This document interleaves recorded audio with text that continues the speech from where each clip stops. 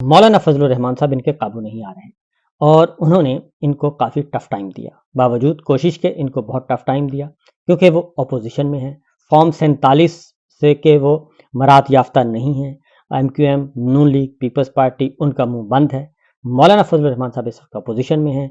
26वीं गैर आइनी तरमीम भी उस तरीके से उन्होंने मंजूर नहीं होने दी जैसे कि मंजूरी चाहते थे। इसके बावजूद कि मेरी ये राय है कि उनको फिर भी वोट नहीं देना चाहिए था, क्योंकि हम उस वक्त भी कहते थे कि ये धोखा होगा। अब उनके साथ धोखा हो गया है। जब उनके साथ धोखा हो गया तो अब वो जलसे भी कर रहे हैं और उन्होंने इस्लामाबाद की तरफ लॉन्ग मार्च की बात भी कर दी। तनाज़ा है मदारस की रजिस्ट्रेशन का। तो मदारस की रजिस्ट्रेशन से मुताल्लिक कानून पहले भी असम्बली में मंजूर हुआ और अभी शिकवार जारी था कि जनरल बाजवा ने रुकवा दिया बकौल मौलाना फजल रहमान साहब के। वजीर आजम थे शहबाज शरीफ साहब, इम्पोर्टेड सरकार 1, मौलाना फजल रहमान साहब उसके हिस्सेदार थे। उसके बाद अब जो दोबारा से जो 26वीं गैर आइनी तरमीम का मामला आया तो मौलाना फजल रहमान साहब को लॉलीपॉप दिया गया कि जनाब हम उसको भी मंजूर कर देंगे जैसा कि हमारा मुआहदा हुआ है। और उसके बाद 26वीं गैर आइनी तरमीम मंजूर हो गई। उसके बाद गैर आइनी अदालत भी कायम हो गई, गैर आइनी बेंच भी कायम हो गया, जस्टिस मंसूर अली शाह साहब का रास्ता भी रोक लिया गया। सारे मामलात मौलाना फजल रहमान साहब के ज़रिए से हल करवा लिए गए। और उसके बाद जब बारी आई मदारस के रजिस्ट्रेशन वाले कानून की तो उसको सदर जरदारी साहब ने रोक लिया, जो कि बिलावल भुट्टो मौलाना फजल रहमान साहब के कदमों में बैठ के मिन्नत समाजत करके 26वीं गैर आइनी तरमीम के लिए वोट लेने गए थे। वो तो हो गया। अब क्या हुआ है, अब जब कानून साजी सदर साहब ने दस्तखत नहीं किए, अब वापस आ गए हैं और अब मौलाना फजल रहमान साहब कहते हैं कि पहले जनरल बाजवा साहब ने रोका और अब जनरल साहब रोक रहे हैं, क्योंकि मौलाना कहते हैं कि हमें तो यही बताया जा रहा है। कल उन्होंने वर्दी वालों को, एजेंसी वालों को ललकारा भी और डी चौक इस्लामाबाद की तरफ आने का कहा भी, और उन्होंने कहा कि हम आए तो हम गोलियों से नहीं डरेंगे और हम बदमाश आपसे बढ़कर हैं। अब क्या हुआ है, आज कल का दिन जो गुजरा उसमें एक और खेल खेलना, क्योंकि पाकिस्तान में शिया सुन्नी पहले ही लड़ाई चल रही है और लिसानी बुनियादों में पहले ही लड़ाइयाँ चल रही हैं। पाकिस्तान पहले ही अदम इस्तेहकाम का शिकार है। अब शिया सुन्नी के बाद ये जो रजीम है इसने नया खेल खेलना शुरू कर दिया। अब वही नकवी सरकार है और वही तारड़ सरकार है, वो दोनों सरकारें मिलकर क्या कर रही हैं, अब वो उलमाए कराम को तकसीम कर रही हैं। कल इन्होंने मुख्तलिफ मकातबे फ़िक्र के उलमाए कराम से मुलाकातें की और वहाँ पे देवबंदी, बरेलवी और स्कूल ऑफ थाट मुख्तलिफ मकातबे फ़िक्र फ़िरका वाराना फसादात का काम शुरू कर दिया। ये सरकारी सरपरस्ती में हो रहा है और देवबंदी, बरेलवी, देवबंदी, अहले सुन्नत, इस तरह से आपस में जो मुख्तलिफ मकातबे फ़िक्र हैं और वफाकुल मदारिस के तहत पहले से काम कर रहे हैं और आपस में बैठ के खाते हैं, पीते हैं, एक यगानगी पाई जाती है, एक हम आहंगी पाई जाती है। लेकिन कल हमने देखा कि नकवी सरकार जो है, मोहसिन नकवी साहब, वो पहुँच गए जामिया अशरफिया और दूसरी जानिब इस्लामाबाद में तारड़ सरकार जो है वो मुख्तलिफ उलमाए कराम के पास गई और एक दूसरे के खिलाफ बयानात वसूल किए। इसमें ताहिर अशरफी साहब पेश थे और बाकी भी। और मेरा ख्याल है कि मौलाना फजल रहमान साहब से इस बात का भी बदला लिया जा रहा है कि उन्होंने बादशाह सलामत की बात नहीं मानी और फिर बादशाह के बादशाह की बात भी नहीं मानी।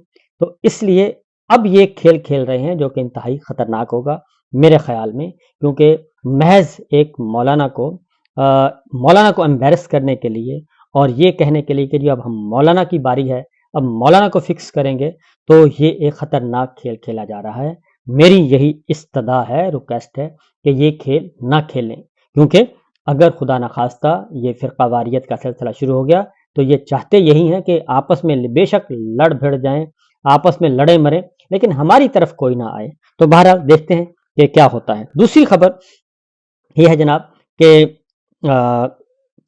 करप्शन बहुत ज़्यादा शोर होगा किया गया कि करप्शन जनाब बहुत ज़्यादा हो गई है, और जब कोई और बात करे तो कहते हैं ये शैतानी मीडिया है, जब कोई डिजिटल मीडिया पे जिक्र करे तो कहते हैं डिजिटल दहशतगर्दी है। कल करप्शन का कोई डे मनाया गया और बल्कि होना तो चाहिए, एंटी करप्शन डे तो नहीं था, बल्कि करप्शन को बढ़ाने का दिन मनाना चाहिए था। लेकिन फिर भी कल चेयरमैन नैब ने एक बातें की और उन्होंने ये बातें तस्लीम कर लीं कि 12 लाख पाकिस्तानी जो है वो बाहर चला गया है पाकिस्तान से, और हमारे जो आला दिमाग हैं, पढ़े लिखे दिमाग, वो पाकिस्तान से भाग रहे हैं। اور انہوں نے یہ بھی کہا کہ کرپشن پاکستان کو جڑ سے اس نے جڑیں کھوکھلی کر دی ہیں کرپشن نے. تو سوال یہ پیدا ہوتا ہے یہ جو کرپشن کیسز ہے یہ منی لانڈرنگ کا بھی ذکر کیا انہوں نے. تو چیئرمین نیب سے پوچھنا چاہیے کہ آپ ماشاءاللہ سے ریٹائرڈ لیفٹیننٹ جنرل ہیں, تو یہ تو پچھلے 25 سال سے یہ سارا کچھ کیا گیا اور پوری فصل کاٹی گئی, تو اس فصل کاٹ کو جب تباہ کر دیا گیا اس فصل کو, اس کی دوبارہ آبیاری پھر کس نے کی؟ یہ ذرا پوچھنا چاہیے چیئرمین نیب کو اپنے ہی ادارے سے, اپنے ہی اداروں کے بڑوں سے, کہ جناب جو نیب کا ریکارڈ ہے وہ تو یہ بتاتا ہے کہ یہ سارے کا سارا ٹولہ جو آپ لوگوں نے بٹھایا ہوا اقتدار کے ایوانوں میں, ان کے خلاف تو یہاں پہ فائلوں کے انبار لگے ہوئے ہیں, کرپشن کے انبار لگے ہوئے ہیں, منی لانڈرنگ میں یہ ملوث ہیں, جعلی بینک اکاؤنٹس میں یہ ملوث ہیں, لوٹ مار کرنے میں یہ ملوث ہیں, جتنے میگا پروجیکٹس میں انہوں نے کک بیکس لینے میں یہ ملوث ہیں. تو وہ سارے کے سارے تو آپ نے اقتدار کے ایوانوں میں, اور صبح شام ان کو سیلوٹ کیا جاتا ہے ٹھا ٹھا کر کے, تو ان کو تو آپ دے رہے ہیں, ریڈ کارپیٹ پہ استقبال کیا جاتا ہے. تو اب یہ سارے کا سارا ڈرامہ کرنے کی کیا ضرورت ہے جناب, کہ اور یہ ساری حقیقتیں تسلیم کر رہی ہیں, تو پھر آپ بتائیں اپنے بڑوں کو جو کہ آپ کے چھوٹے ہیں لیکن ہیں بڑے عہدوں میں, ان کو بتائیں جا کے کہ جناب یہ سب کچھ نیب کا ریکارڈ تو یہ کہہ رہا ہے. تو بہرحال انہوں نے تسلیم کر لیا کہ 12 لاکھ پاکستانی جو ہیں وہ پاکستان سے جا چکے ہیں صرف مایوس ہو کر. تو بہرحال آگے بڑھتے ہیں جی. ایک آئینی بینچ کی کل آئینی بینچ تھا ایک, جو کہ غیر آئینی بینچ ہے در حقیقت. انہوں نے ایک کام کیا ہے, کل وہاں پہ سماعت تھی فار سیولینس کا ٹرائل تھا فوجی عدالتوں میں, اور کل ایک اچھی بات ہوئی, اور یہ اس بات کی توقع نہیں کی جا سکتی لیکن اچھی بات ہوئی. لیکن انہوں نے بیلنس بھی کیا, اور بیلنس یہ کیا کہ ایک طرف تو سابق چیف جسٹس جواد احمد خواجہ صاحب جو کہ درخواست گزار ہیں, ان کی درخواست خارج کر دی اور سماعت نہیں روکی ان درخواستوں پہ, اور پوچھتے رہے کہ جناب آپ کو ہم پر اعتبار ہے یا نہیں ہے, آپ ہمیں آئینی بینچ سمجھتے ہیں یا نہیں سمجھتے. تو ظاہر ہے بادل نخواستہ وہ جو سامنے کھڑے تھے درخواست گزار 85 اس وقت سیاسی قیدی ہیں فوج کی تحویل میں, اور وہ 1.5 سال سے ہیں, تو وہ مرتے نہ کیا نہ کرتے. انہوں نے کہا جی بالکل ہم آپ کو تسلیم کرتے ہیں. اچھا چلو پھر ہم تسلیم کرتے ہیں. تو پھر انہوں نے کہا کہ یہ درخواست کیوں دی, یہ درخواست خارج کرتے ہیں جسٹس جواد احمد خواجہ صاحب کی سابق چیف جسٹس ہیں, کیونکہ انہوں نے کہا تھا کہ جب تک 26ویں غیر آئینی ترمیم کا فیصلہ نہیں ہو جاتا اس وقت تک آپ یہ کیس نہ سنیں, کیونکہ یہ بینچ جو ہے یہ آئینی بینچ یہ بھی اسی کے نتیجے میں بنا ہے, اور 24 سے زیادہ درخواستیں پینڈنگ ہیں, ان کو سنا نہیں جا رہا, ان کو تالا لگا کے رکھا ہوا ہے, ان کو نمبر تک نہیں لگایا ہوا. تو بہرحال کل وہ درخواست خارج کر دی جواد خواجہ صاحب کی, اور ان کو کوئی 10-20 ہزار روپے جرمانہ بھی کر دیا. جبکہ دوسری جانب ایک خبر اچھی آئی, اور وہ یہ تھی کہ جی ایچ کیو کی طرف سے یہ ریکویسٹ کی گئی کہ جناب ظاہر ہے جی ایچ کیو سے مراد ہے عاصم منیب صاحب, انہوں نے یہ ریکویسٹ کی کہ فوجی عدالتوں کو سیولینس کے مقدمات کا فیصلہ کرنے کی اجازت دے دی جائے. یعنی ابھی تک یہ ہی معاملہ طے ہونا باقی ہے کہ بھائی آپ کو اختیار ہی نہیں ہے, سیولینس کا ٹرائل فوجی عدالتوں میں تصور ہی نہیں ہے. تو کل انہوں نے کہا کہ ہمیں اجازت دے دیں کہ ہم ان کا فوجی ٹرائل فوجی عدالتیں سزا سنا سکیں. تو جب سزا سنا دی تو پیچھے رہ کیا جائے گا, لہٰذا کل ہمت کی, اور جسٹس مسرت ہلالی صاحبہ نے کہا کہ اجازت دینے کا مطلب ہے فوجی عدالتوں کا دائرہ اختیار ہم تسلیم کر لیں. لہٰذا انہوں نے 7 رکنی جو آئینی بینچ کہلاتا ہے اس نے پھر یہ کام نہیں کیا. وزارت دفاع کے وکیل تھے جی خواجہ حارث صاحب, اور وہ آئے تھے اور انہوں نے کہا کہ یہ کہنا ہی غلط ہے کہ سیولینس کا ملٹری کورٹس میں ٹرائل نہیں ہو سکتا. وہ اس وقت کل تک وہ عمران خان صاحب کے وکیل تھے, اس سے پہلے وہ نواز شریف صاحب کے وکیل تھے, تو آج وہ وکیل ہیں جی ایچ کیو کے. تو انہوں نے کہا کہ آرمی ایکٹ کے تحت تو ہو سکتا ہے جناب, اور انہوں نے کہا کہ پرائیویٹ کمپنیز کے ملازمین پر بھی لاگو ہوتا ہے, یہ شکیں بھی کلعدم کرا دیں, پھر کہیں سیولینس کا وہاں ٹرائل ممکن نہیں. تو یہ انہوں نے کہا. تو جسٹس جمال خان مندوخیل نے کہا وہ تو سیولین کی الگ قسم ہوتی ہے جو آرڈیننس فیکٹری وغیرہ میں کام کرتے ہیں, یعنی کہ وہ وزارت دفاع کے ملازم ہوتے ہیں. تو خواجہ حارث نے کہا جی بالکل آرمی ایکٹ سیولین کی کیٹیگری کی بات ہی کرتا ہے. تو یہ تو سیاسی قیدی ہیں جن کو آپ 9 مئی کے ایک متنازع ایک واقعے پہ, ایک انتہائی متنازع واقعے پہ ان کو آپ سزائیں سنانا چاہتے ہیں. تو جسٹس محمد علی مظہر صاحب نے کہا کہ آپ کا کیس آرمی ایکٹ کی اس شک میں نہیں آتا. جسٹس مسرت ہلالی نے کہا کہ کور کمانڈرز جب اپنے گھر کو بطور دفتر استعمال کریں تو کیا اسے دفتر ڈکلیئر کرتے ہیں؟ تو خواجہ حارث نے کہا کہ ایسے کسی نوٹیفیکیشن کی طرف نہیں جا رہا۔ جسٹس نعیم افغان نے کہا کہ انسداد دہشت گردی عدالتوں نے ملزمان کی ملٹری کو حوالگی کیسے کر دی؟ کیا اے ٹی سی کورٹس کا وجوہات پر مبنی کوئی آرڈر موجود ہے؟ سلمان اکرم راجہ صاحب نے کہا کہ ہمیں بھی جسٹس منیب اختر کے تحریر کردہ فیصلے کے کچھ حصوں پر اعتراض ہے، اور جسٹس حسن اظہر رضوی صاحب نے کہا کہ اے پی ایس پر حملہ کرنے والوں کا ٹرائل کیسے چلا تھا؟ تو خواجہ حارث نے بتایا کہ اس کے لیے 21ویں ترمیم ہوئی تھی جس کے بعد ٹرائل ہوا تھا۔ جسٹس جمال خان مندوخیل نے کہا کہ اس وقت تو سویلین کے خلاف فوجی عدالتوں میں ٹرائل کے لیے آئین میں ترمیم کی گئی تھی، اور جسٹس مسرت ہلالی نے پوچھا کہ یہ بتائیں نیاز اللہ نیازی صاحب کہ آپ کی ملاقات کرائی جا رہی ہے، یعنی کہ جو سیاسی قیدی ہیں ان سے؟ تو انہوں نے کہا کہ ملاقات ہو رہی ہے، سپریم کورٹ کے فیصلے کے سبب یرغمالی صورتحال سے دو چار ہیں ہمارے جتنے بھی سیاسی قیدی ہیں۔ جسٹس امین الدین خان نے کہا کہ آپ یہاں تقریر نہ کریں، اور ایڈیشنل اٹارنی جنرل نے اصطلاح کی کہ فوجی عدالتوں میں ٹرائل مکمل ہو چکے ہیں، فوجی عدالتوں کو ٹرائل کے فیصلے سنانے کی اجازت دی جائے۔ جسٹس ہلالی نے کہا کہ ایسا نہیں کر سکتے، اگر ایسا کیا تو پھر فوجی عدالتوں کے سویلین ٹرائل کا اختیار سماعت ہی حل ہو جائے گا، پھر تو کوئی بات ہی نہیں رہے گی۔ تو جسٹس جمال خان مندوخیل نے کہا کہ فوجی اہلکاروں کو کام کرنے سے روکنے کا جرم تو تعزیرات پاکستان میں موجود ہے، تعزیرات پاکستان کے تحت فوج کو کام کرنے روکنے والوں کا ٹرائل عام عدالتوں میں ہی ہوگا۔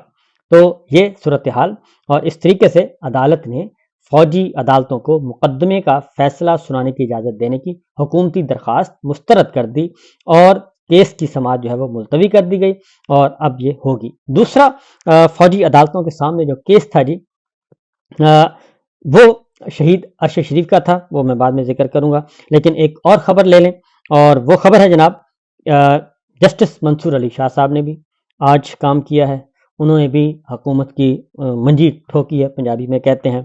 عادل بازئی کا کیس تھا، اور کوئٹہ سے رکن قومی اسمبلی اور پاکستان تحریک انصاف آزاد امیدوار تھے، پاکستان تحریک انصاف کے ساتھ ہیں، عمران خان کے ساتھ ہیں۔ 26ویں غیر آئینی ترمیم ہوئی، اس میں انہوں نے ووٹ نہیں دیا، ان کا 1 ارب روپے سے زیادہ کا پلازا اور جائیدادیں گرا دی گئیں کوئٹہ میں، اور پھر انہیں زبردستی مسلم لیگ نون کا ظاہر کیا گیا، انہوں نے انکار کیا۔ اس کے نتیجے میں نواز شریف شہباز شریف کے حکم پر اسپیکر قومی اسمبلی ایاز صادق نے ان کی رکنیت معطل کی، اور ان کے خلاف ریفرنس بھیجا الیکشن کمیشن کو، اور کہا کہ ان کو ڈی سیٹ کریں۔ الیکشن کمیشن نے حکم کی تعمیل کی، اور انہوں نے اس کو ڈی سیٹ بھی کر دیا، اس کو نااہل بھی کر دیا، سیٹ خالی کر دی، اور نئے ضمنی الیکشن کا آرڈر کر دیا۔ نئے ضمنی الیکشن کا شیڈول بھی آ گیا، لیکن وہاں پہ کسی مخالف کو کاغذات ہی داخل نہیں کروائے جا رہے تھے، نامزدگی۔ انہوں نے سپریم کورٹ میں اپیل کی، ابھی حتمی فیصلہ ہونا باقی تھا۔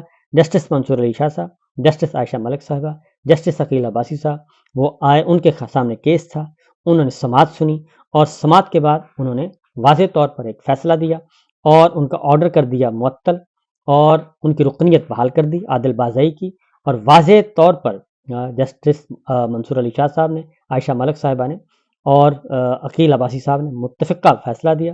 انہوں نے پوچھا کہ عادل بازئی کے حلف ناموں کا معاملہ سول کورٹ میں تھا، تو الیکشن کمیشن کا دائرہ اختیار کیسے ہوا؟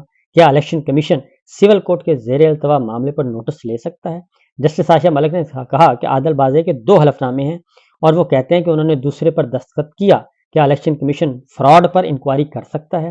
جسٹس منصور علی شاہ صاحب نے کہا کہ پہلے الیکشن کمیشن کے دائرہ اختیار کا معاملہ طے کریں، کسی کو اسمبلی سے باہر نکال دینا معمولی کارروائی نہیں، لہٰذا اس پہلو کو دیکھنا ہوگا۔ عادل بازئی کے وکیل نے اپنے آرگومنٹس دیے، اور منصور علی شاہ صاحب نے یہ بھی پوچھا کہ کیا واقعی مخصوص نشستوں کے فیصلے پر انحصار کرنا چاہتے ہیں، اور جسٹس عقیل عباسی صاحب نے کہا کہ ترمیم آ چکی ہے، وہ یہ کہتے ہیں کہ ترمیم آ چکی ہے تو مخصوص نشستوں کے فیصلے پر عمل درآمد ہو چکا، بہرحال آگے بڑھتے ہیں۔ وہ انہوں نے چلتے چلتے ایک مذاق کیا، اور جسٹس عائشہ ملک صاحبہ نے بھی کہا کہ مخصوص نشستوں کے فیصلے پر انحصار کر سکتے ہیں کہ عادل بازئی مخصوص نشستوں والے 81 ارکان کی فہرست کا حصہ تھے، اور یہ کل ہوا، اور اس طریقے سے انہوں نے عادل بازئی کا جو ضمنی الیکشن ہے وہ روک دیا، اس سیٹ پہ عادل بازئی کو بحال کر دیا، اور اس طریقے سے قومی اسمبلی کے اب وہ رکن ہیں۔ تو